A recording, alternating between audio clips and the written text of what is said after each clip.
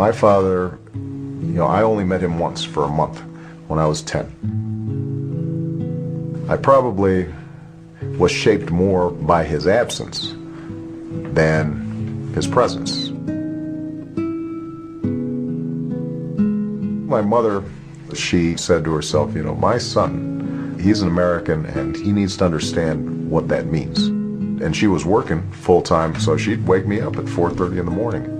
We'd sit there and go through my lessons, and I used to complain and grumble. You can imagine an 8-year-old kid having to wake up at 4:30, and if I grumbled, she'd say, well, this is no picnic for me either, Buster.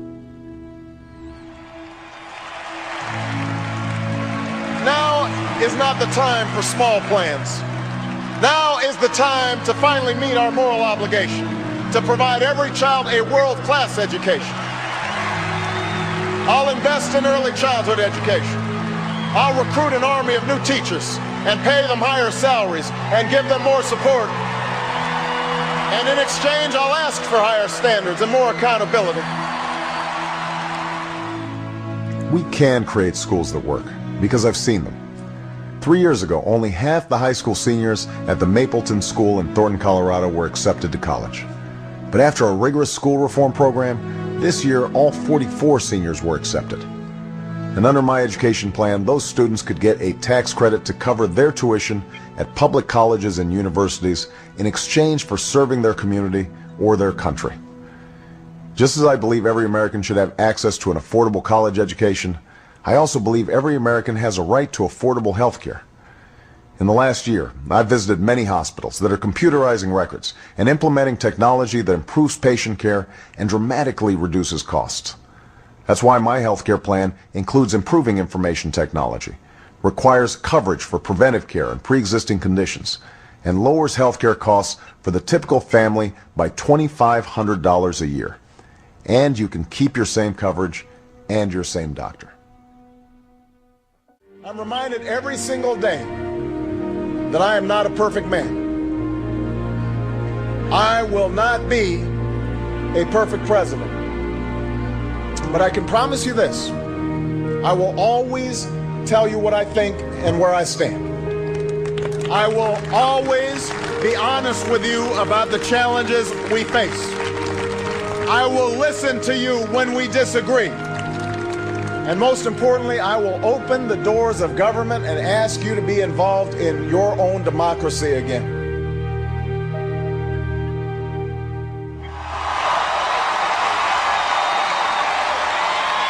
America, the time for change has come.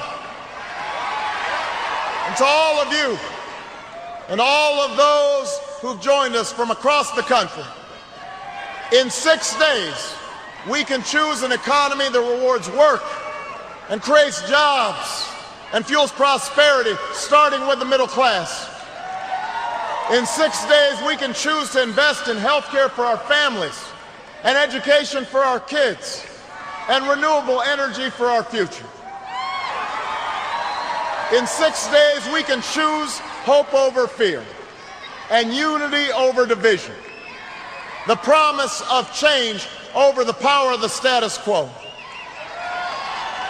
In 6 days, we can come together as one nation and one people and once more choose our better history. That's what's at stake. That's what we're fighting for the small business owner in Denver to keep his doors open, for the hard-working couple in Cincinnati to retire in comfort, for the young student in Fort Lauderdale to afford her tuition,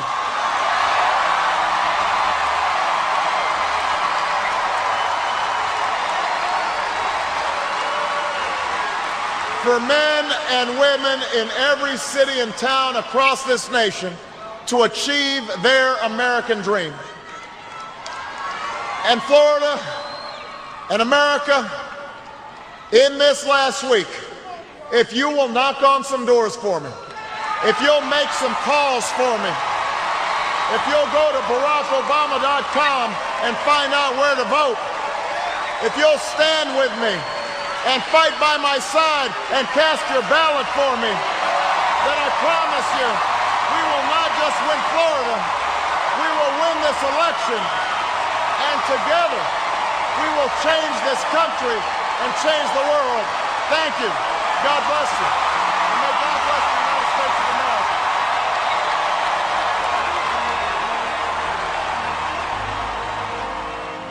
I would say not just African-American community, I would hope that would be the same outburst with all of the people that voted for him, because he didn't just get African-American votes.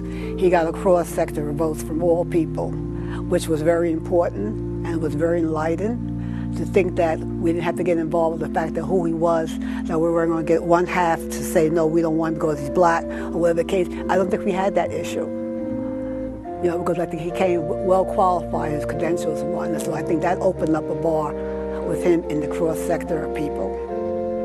Well, they need to get involved. In order to know how the system works, you need to be involved. You can't stand out on the outside and be complaining about what's not being done and what should be done. You have to be part of the system. And I know that when I get people complaining about what needs to be done, and I say, well, are you a registered voter? You know, and then I said, no. I said, well, then you're part of the problem. You know, because in order to be in it, you have to be a member or involved. Because we do have people that are involved with us, but maybe not necessarily be members, but they are involved, they're concerned. And I think if we had more people concerned with the system, I think all around it would be better. Because then you could go talk to the various Congress people, Assembly people, and tell them this is some of the issues that you're interested in your community. You know, you can see up on the left in the Northeast that the state of Vermont has gone to Barack Obama. Take a look at this. We project that Senator Obama will carry the state of Massachusetts. And with the polls closed in these states right now, we can make these projections that Barack Obama will carry these 5 states. This is a big one. CNN now projects Pennsylvania and its 21 electoral votes will be going for Senator Obama. We have a major projection to make.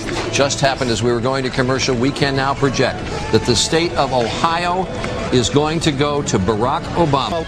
Guess what, Carl?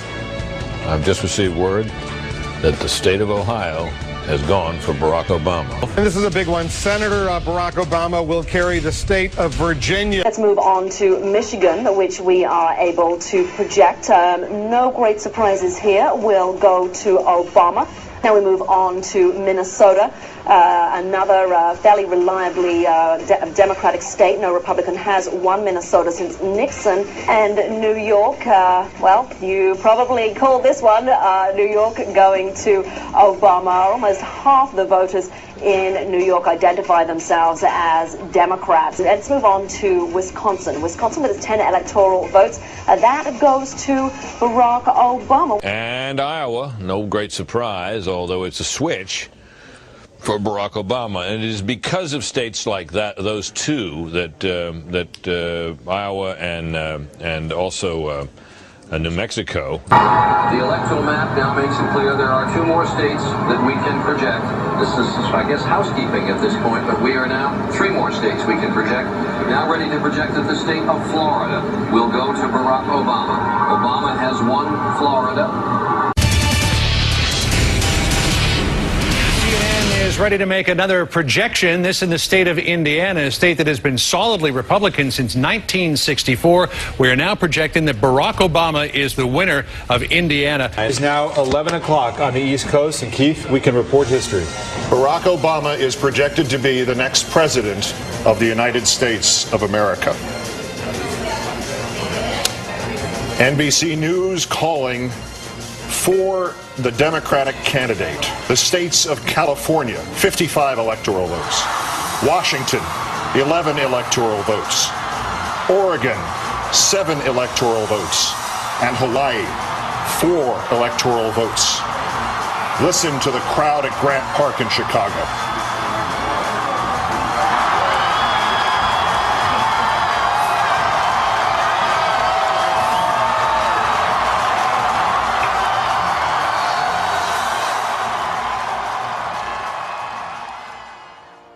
And, you know, I got to take my daughter into the voting booth with me, who was just, you know, a few weeks old at the time, and pull the lever for Hillary Clinton in the primary for the first really serious candidate, female candidate, for president of the United States.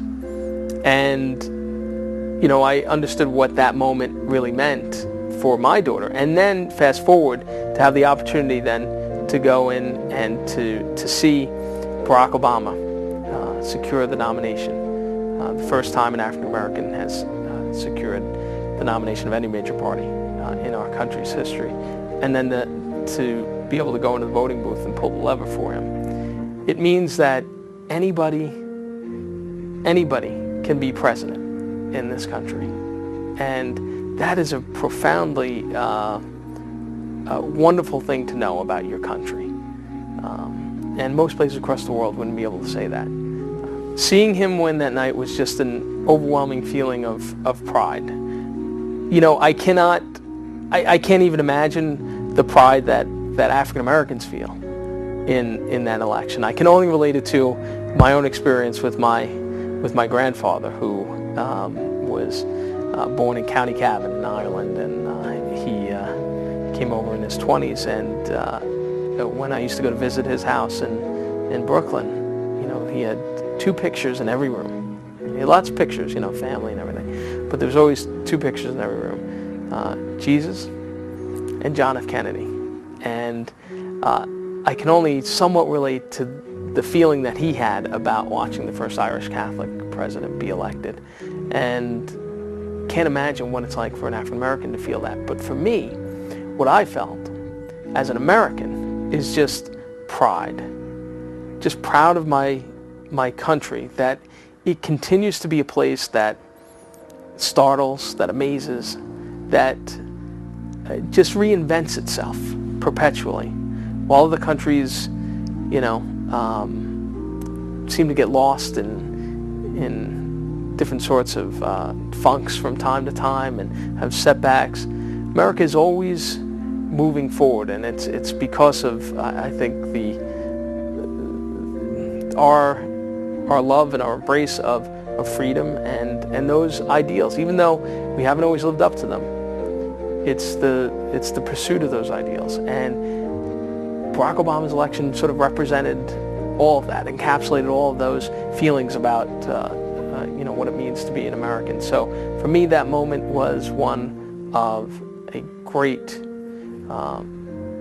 wealth of pride in my nation. Hello, Chicago.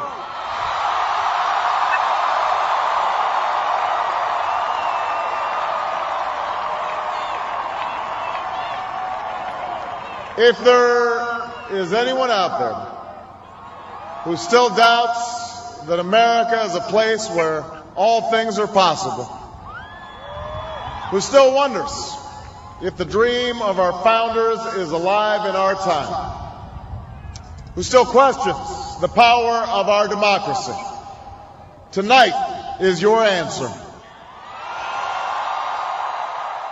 What began 21 months ago in the depths of winter cannot end on this autumn night. This victory alone is not the change we seek. It is only the chance for us to make that change. And that cannot happen if we go back to the way things were.